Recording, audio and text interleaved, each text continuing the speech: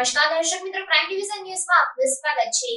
Gir one વિભાગ ધારી હેઠળની જસાધાર રેન્જમાં આવેલ ભાષા ગામે એક માદા દીપડી કૂવામાં પડી હોવાની જાણ વન વિભાગને કરવામાં આવતા રેસ્ક્યુ કરવામાં આવ્યું। ગીર પૂર્વ વન વિભાગ ધારી હેઠળની જસાધાર રેન્જના કાર્યક્ષેત્ર હેઠળની જસાધાર રાઉન્ડની ધોકડવા બીટના કાર્યક્ષેત્રના ઉના તાલુકાના ભાચા ગામે આવેલ દાનાભાઈ બીજલભાઈ વંશની વાડીના કૂવામાં વન્યજીવ દીપડી માદા એક પડેલ હોવાની તારીખ 12 જુલાઈ 2024ના વહેલી સવારના 6 કલાકે વન વિભાગના સ્ટાફને જાણ થતાં રાજદીપસિંહ ઝાલા સાહેબ, નાયબ વન સંરક્ષક ધારી તથા M.R.